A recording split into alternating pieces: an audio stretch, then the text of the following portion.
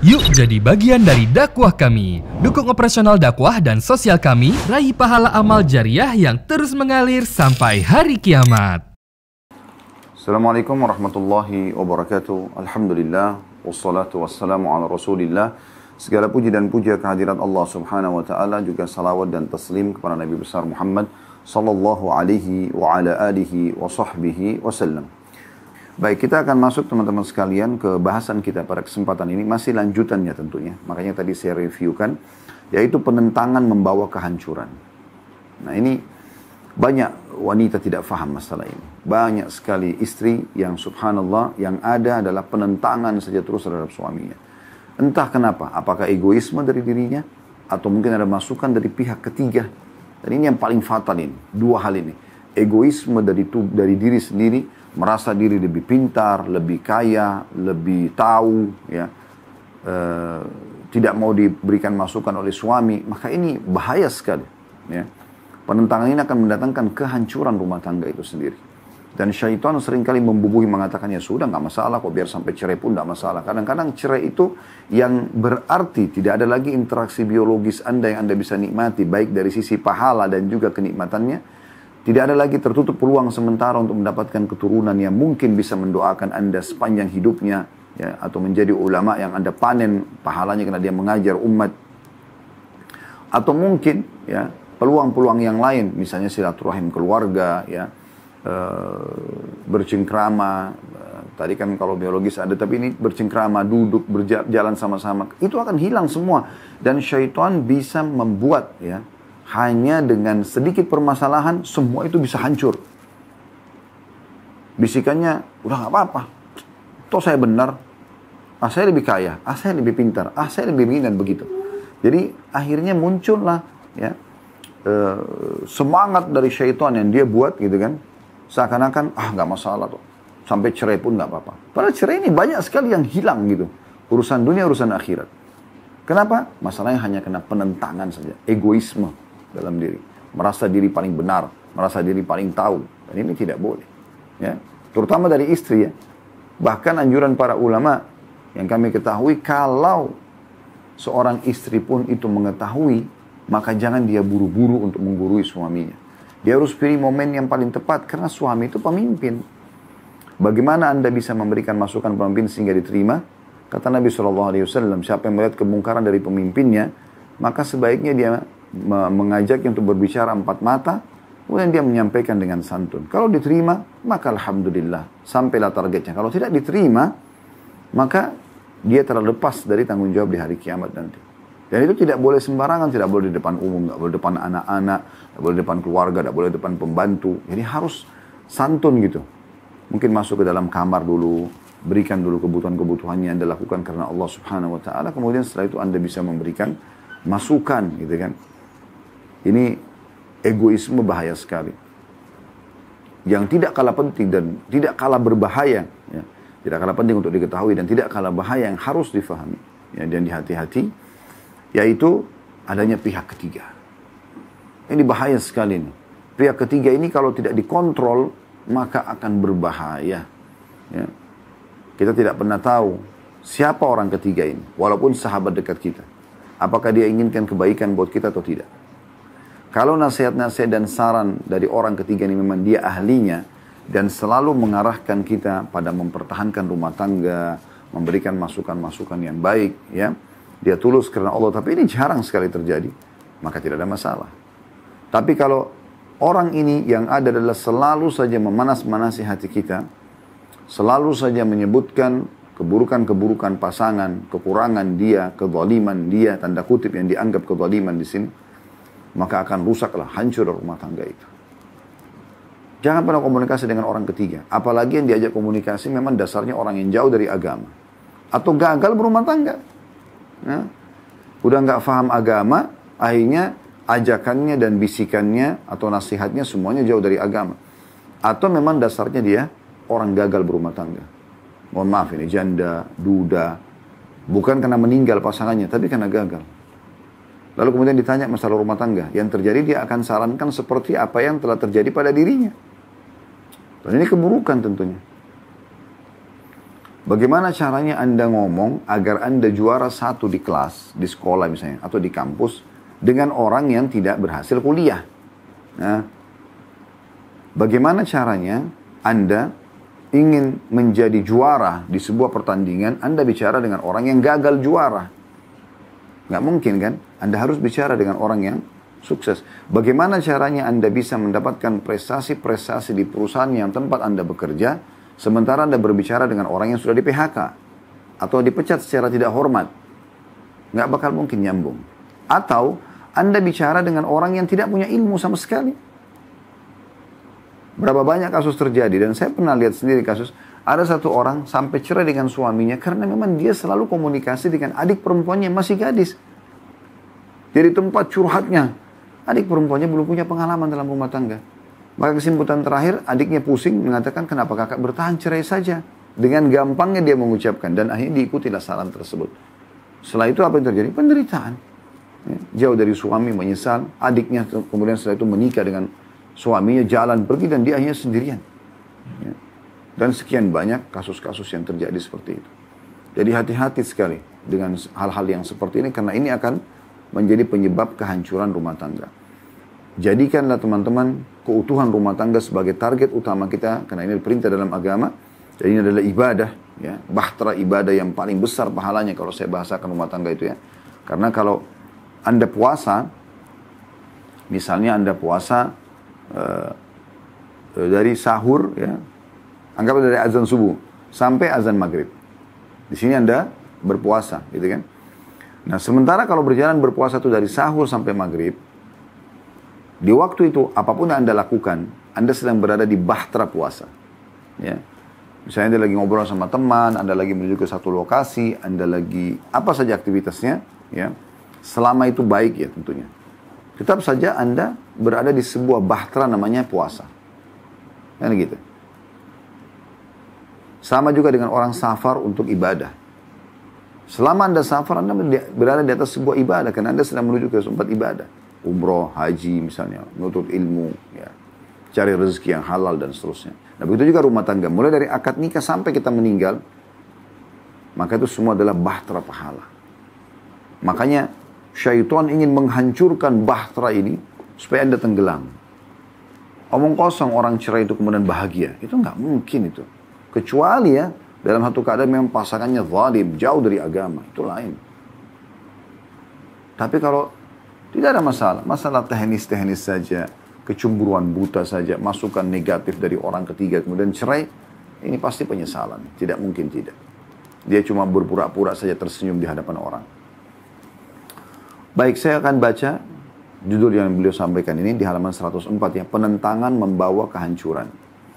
Beliau mengatakan penentangan dan keras kepala dalam mempertahankan pendapat serta menyelisih pendapat suami yang dilakukan istri dapat mendorong suami ke jalan kebimbangan yang klimaksnya tidak disukai oleh jiwa. Penentangan ini bisa jadi karena sebab-sebab berikut ini. Yang pertama, hasil dari pendidikan yang salah pada masa kanak-kanak. Nah, ini faktor yang luar biasa ini. Banyak ibu-ibu, maaf saya bahasakan ini. Dia sebenarnya memang sudah salah didik dari orang tuanya. Nggak pernah diajarkan keterampilan rumah tangga. Masak-masak, bersih-bersih rumah. Nggak pernah diajarin. Ya. Sehingga tidak penting bagi dia. Dan dia bawa pola itu, pola berantakan dalam rumah tangga, ya, ke kehidupan dengan suaminya. Kalau dia dapat suami yang sama, mungkin masih muda. Tapi kalau dia dapat suami yang rapi, yang bersih, ini sulit ini. Pasti akan terjadi kerancuhan, gitu kan? Pasti nggak mungkin. Apalagi di saat dia keras kepala, suaminya bilang misalnya, ini kenapa sih berantakan, ini kenapa ini, tolong seperti ini. Dia menganggap dirinya digurui, lalu kemudian dengan egonya mengatakan, saya sudah begini kok, menganggap dirinya benar. Ini pendidikan yang salah ini, gitu kan? Tidak pernah masak sehingga tidak tahu masak. Lalu fungsi Anda sebagai istri apa? Mau biarkan selalu suami makan dari tangan pembantu?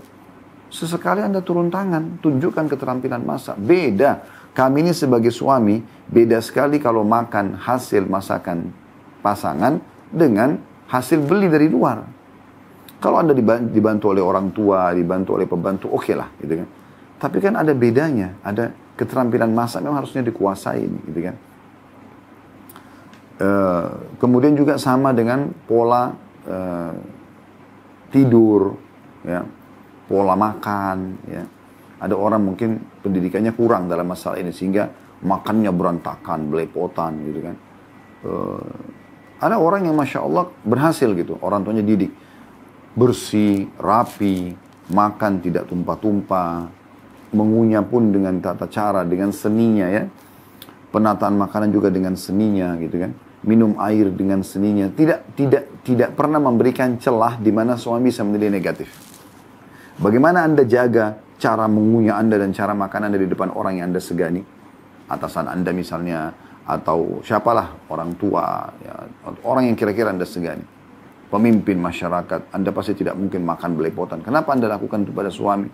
Ya, kenapa nggak dijaga ini semua? Jangan ada celah di mana suami bisa menilai negatif. Karena hanya satu orang ini Anda disuruh berbakti dengan dia dalam agama.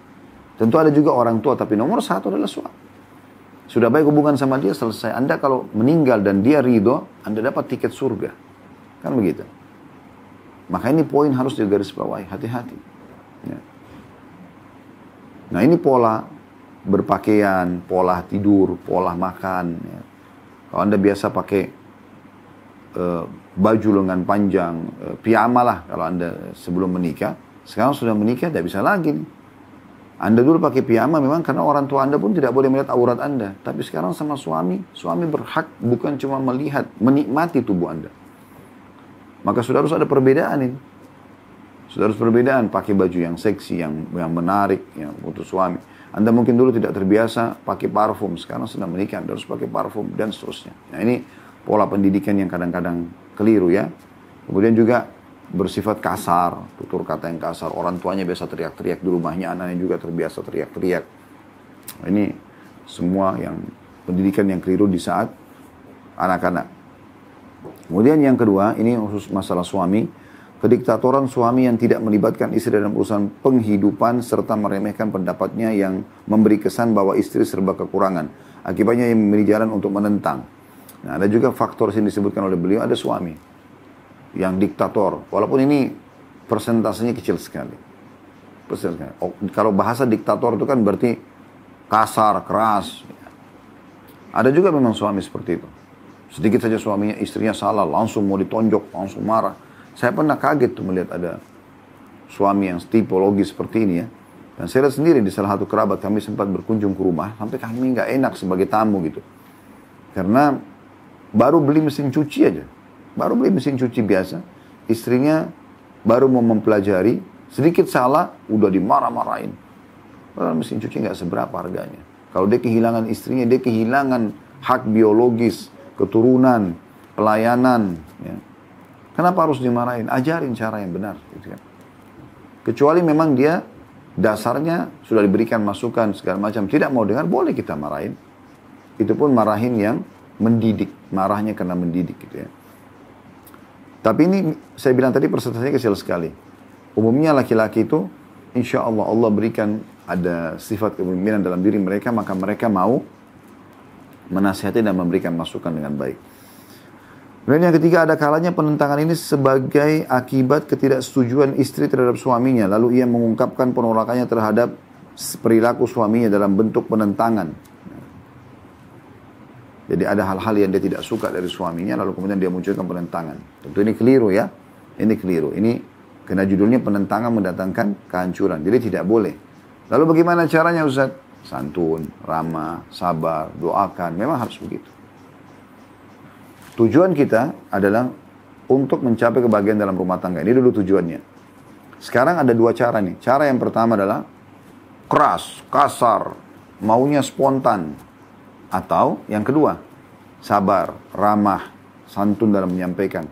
Pasti ada beda. Ya. Tujuannya sama sebenarnya. Tapi tata cara aja yang berbeda. Saya sudah sering sampaikan di saat di awal-awal dari buku ini sampai di halaman, kita sekarang sudah di halaman 100-an ya, 104 pada hari ini.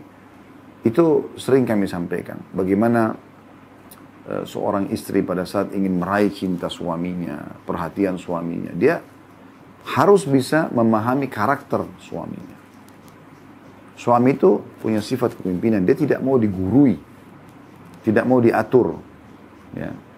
Maka caranya adalah sama dengan kalau kita memberikan masukan kepada ayah, kepada saudari, dan nanti kalau Anda memiliki anak laki-laki pun sama.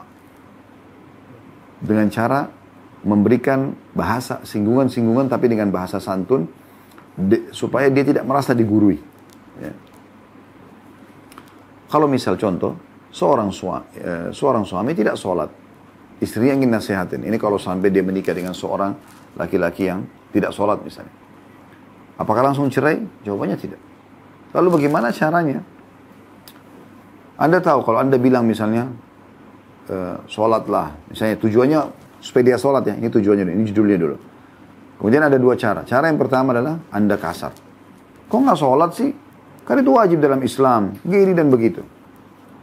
Yang terjadi, dia kan tidak sholat karena belum punya tersentuh secara keimanan. Maka jawabannya juga tanpa keimanan. Ngapain kau atur saya? Urusan saya dong, terserah. Ributlah. Kan gitu. Atau cara yang kedua, ini yang saya bahasakan tadi. Supaya Anda faham gitu. Anda sudah tahu suami Anda tidak sholat. Anda baca dulu keutamaan-keutamaan sholat supaya Anda punya ilmu bekal. Anda cuma mengatakan misalnya kepada dia. Sambil duduk santai, lagi duduk bersama-sama di sofa, di teras, atau selesai biologis gitu.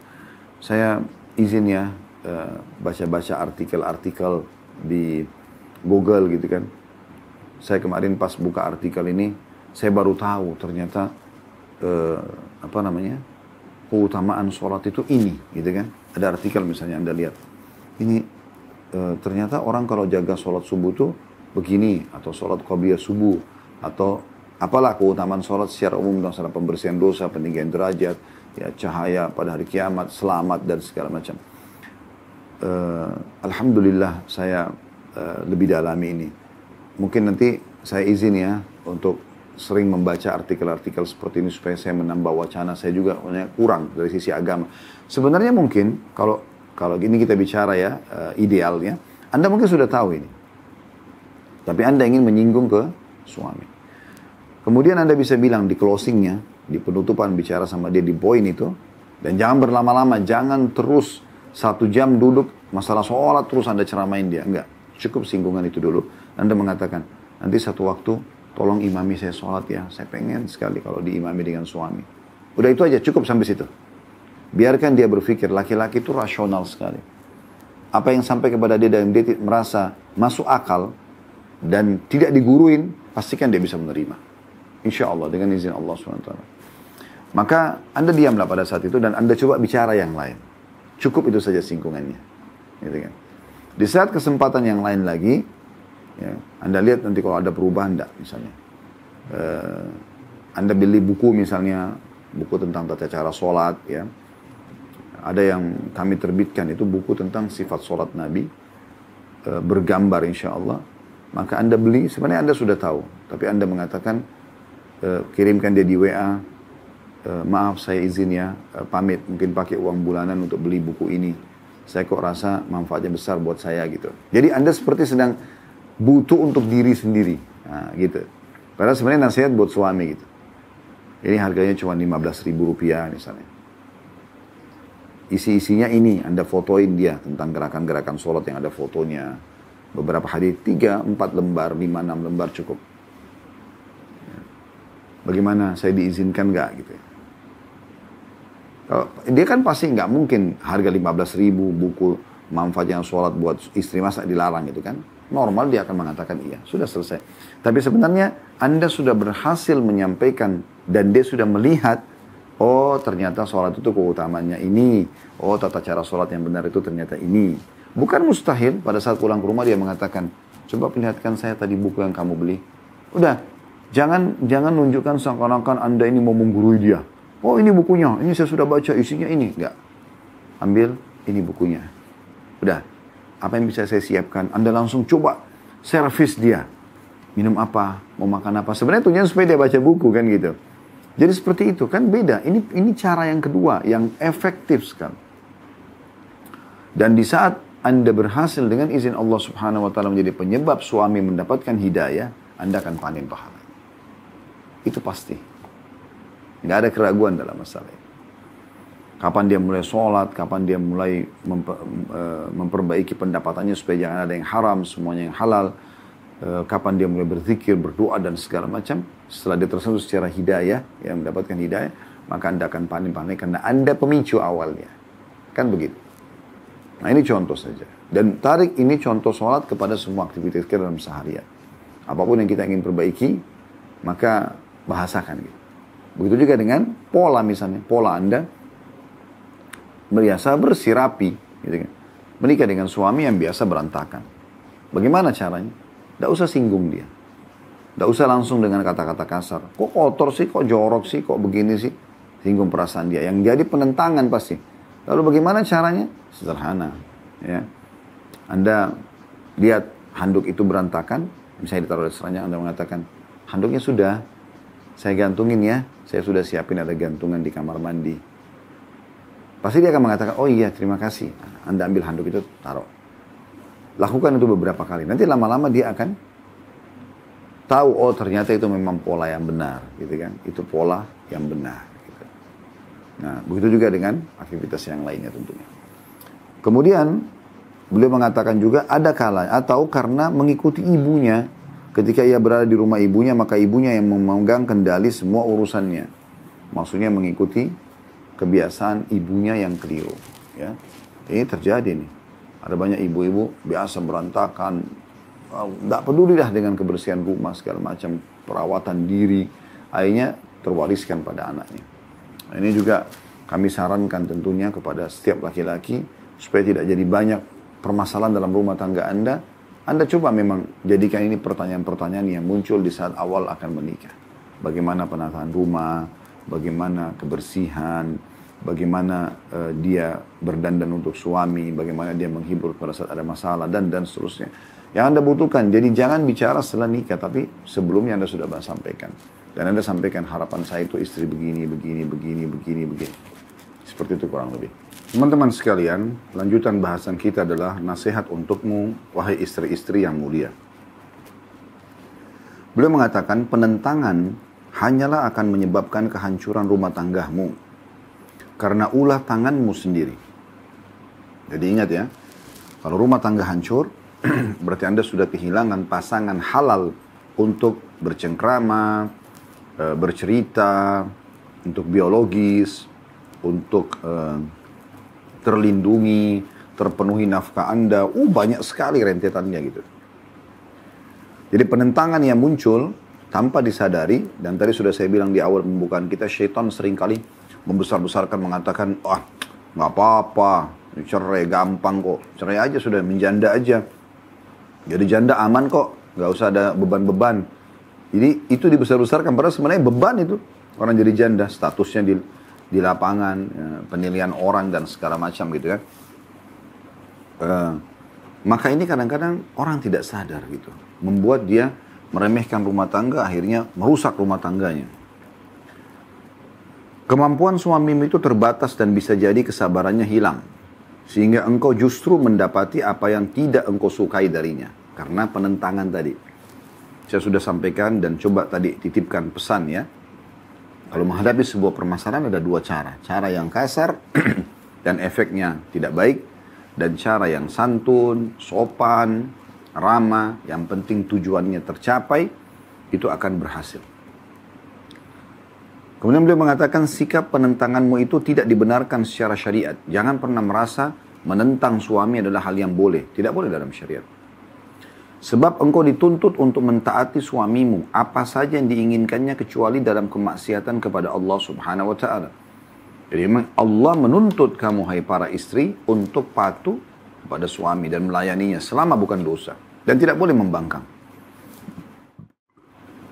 Ingatlah sabda Rasulullah SAW, jika wanita melaksanakan sholat 5 waktu, berpuasa di bulan Ramadan, memelihara kemaluannya, dan mentaati suaminya, maka ia masuk surga dari pintu mana saja ia yang sukai. Hadis ini riwayat Ahmad dan dihasankan oleh Syekh Albani dalam Sahih At-Targhib di nomor 1932. Coba bayangkan. Hadis ini sudah berulang kali kita sebutkan. Tapi memang akan terus kami ucapkan dan ulangi agar bisa menjadi tolok pemahaman ya, atau tolak ukur pemahaman dan pegangan setiap wanita muslim yang mengikuti acara kita ini. Jadi memang hadis ini luar biasa. Mentaati suami itu bagian daripada kunci masuk ke dalam surga. Lalu kenapa Anda rusak ini? Kenapa harus ada penentangan? Gitu? Baik, kita masuk subjudul yang lain. Diam, cemberut, dan kemalangan dalam kehidupan rumah tangga. Ya. Dikatakan seorang laki-laki mengeluh bahwa rumahnya adalah neraka. Ia pulang ke rumahnya setelah penat bekerja, tapi justru ia mendapati istrinya dengan wajah cemberut, lidah yang tajam, dan rumah sunyi dari tawa dan kegembiraan. Subhanallah. Ini saya nggak bisa bayangkan ini pada saat masuk ke rumah, tidak ada senyuman, tidak ada candaan, tidak ada dandanan, ya, tidak ada makanan yang hangat, sambutannya sudah kasar, cemberut, marah-marah, rumah berantakan, anak-anak juga berantakan, makanan juga dingin. Bagaimana bertemukan ini, wahai saudariku muslimah, dengan kepenatan yang sudah ditemui suami di luar sana? Walaupun di masa kita sekarang, kantor sudah ber-AC, ya, orang sudah lebih santai bekerja depan komputer, tapi tetap ada penat. Ada pekerjaan yang menumpuk yang dia harus selesaikan di kantornya. Ada kemacetan di jalan yang dia harus hadapi. Ada problem-problem. Mungkin cuaca, panas, hujan, dan seterusnya. Ya. Belum lagi mungkin ada tuntutan-tuntutan dari keluarga dia. Orang tuanya misalnya dan seterusnya. Ya. Belum lagi permasalahan dengan teman-temannya. Ya. Ada saja masalah yang dihadapi. Maka harus ada suasana yang berbeda pada saat masuk ke dalam rumah. Kenapa Anda menyambut suami dan mengiyakan bisikan syaitan dengan cemberut, dengan lidah tajam, dengan mencari-cari kesalahan? Gitu. Kenapa nggak hibur dia? Kenapa nggak tenangkan hatinya? Kenapa nggak berikan masukan dengan cara yang baik? Kenapa nggak sibuk dandan buat dia, masak buat dia, tata rumah buat dia? Karena itu syariat, itu perintah Tuhanmu, wahai muslimah. Kenapa tidak sibuk dengan itu? Kenapa sibuk justru lebih senang untuk menerima telepon teman, atau bercanda dengan teman, atau keluar dengan teman-teman, dan melalaikan suami? Cuma tanya, sudah sampai di rumah belum? Udah. Itu ada makanan di sana ya, nanti bibi yang masain, nanti ini, nanti itu. Ya, subhanallah, terus fungsimu apa? Kamu lagi di mana, wahai muslimah? Wahai istri, kamu lagi di mana? Lagi di jalan sama teman-teman, alasannya macet. Pulang sebelum macet itu. Sampaikan dan jangan malu bilang pada sahabatmu, bahwasanya suamiku akan pulang jam 5 sore. Aku jam 3 sudah harus di rumah. Oh, kamu ini terlalu cepat, kamu ini. Ya nggak apa-apa, terserah. Kamu mau nilai apa, terserah. Tapi agamaku Islam memerintahkan agar aku melayani suamiku dengan baik. Cukup aku keluar dari jam 9 pagi, jam 10 pagi udah cukup. Pulang segera sebelum macet. Tiba di rumah sebelum suami datang. Wangikan ruangan, tata dengan rapi. Anda sudah mandi dengan bersih, sambutan dengan senyum. Nikmati, itu pahala, ibadah di sisi Allah Subhanahu wa Ta'ala. Ibadah itu. Kenapa nggak dilakukan ini? Gitu kan? Saya ulangi lagi kata beliau. Seorang laki-laki mengeluh bahwa rumahnya adalah neraka. Ia pulang ke rumahnya setelah penat bekerja, tapi justru ia mendapati istrinya dengan wajah cemberut, lidah yang diam, dan rumah sunyi dari tawa dan kegembiraan.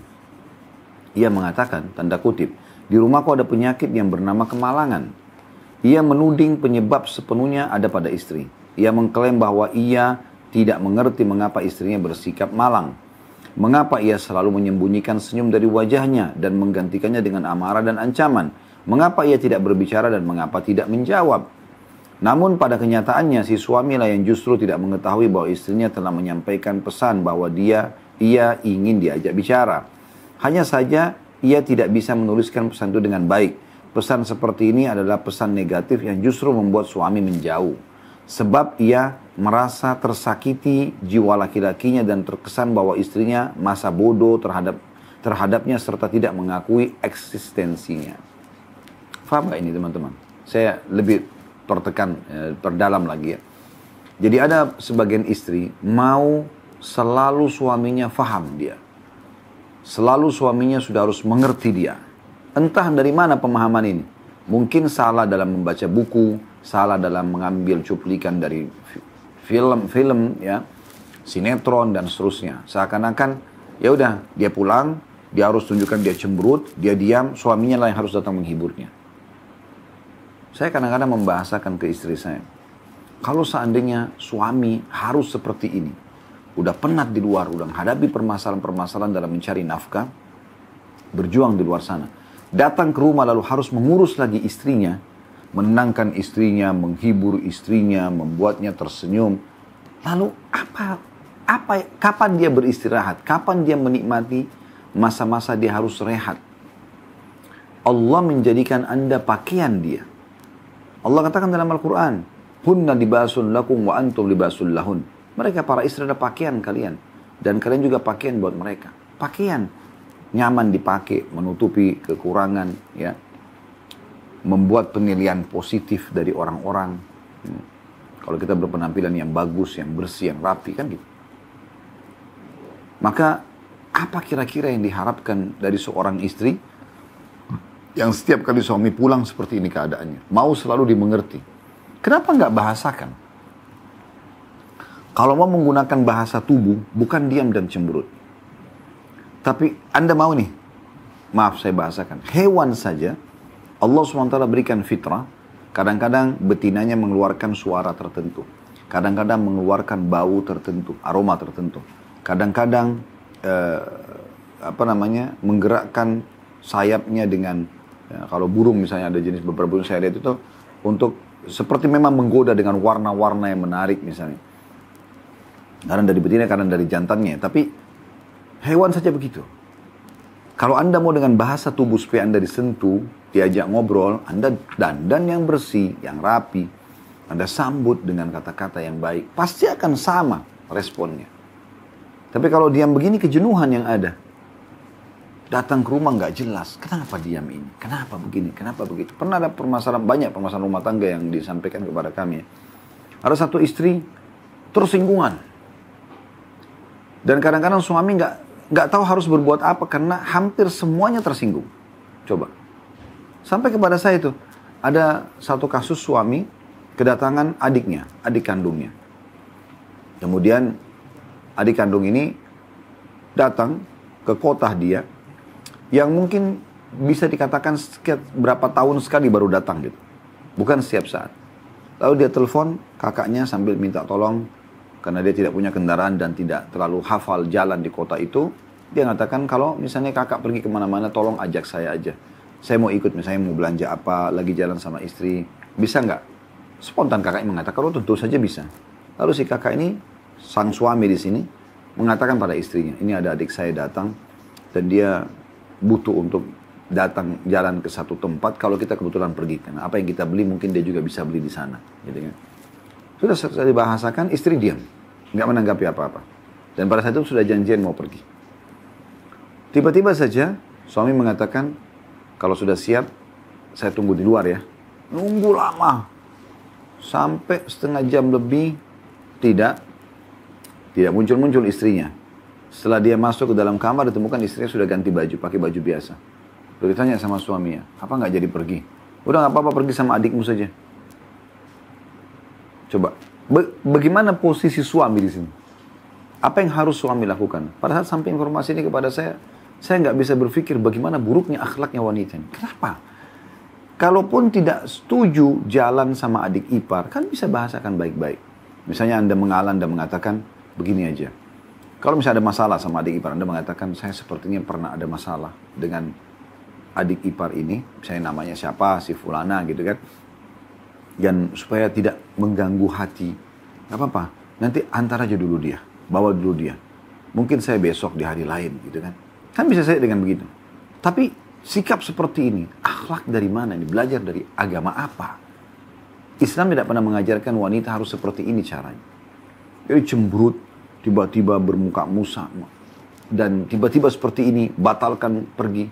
Sampai suaminya serba salah. Akhirnya telepon adiknya, batalkan juga sama adiknya. Dan menjelaskan kalau istrinya marah. Akhirnya adiknya terpaksa jalan naik taksi. Yang datang dari luar kota jauh. Kemudian juga terpaksa juga. Ya, adiknya mungkin bisa, tanda kutip, menilai tidak baik. Kakaknya yang tunduk, tanda kutip, sama istrinya atau dan seterusnya. Kok keluarga aja datang jarang, sekian tahun sekali gitu kan. Dan apalagi kebetulan pada saat itu yang saya tahu adik iparnya tidak punya masalah sebenarnya. Baik, santun dan seterusnya. Selanjutnya kata beliau,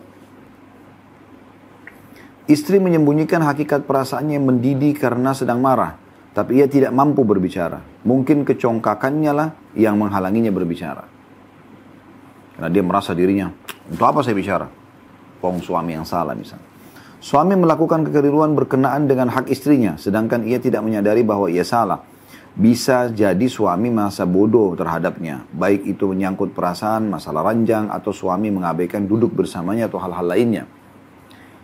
Maka istri mengambil taktik diam dan masa bodoh hingga suami menyadari kesalahan dan kelalaiannya. Suami menghindar dan mungkin menghadapi istrinya dengan diam sambil menelan perasaan.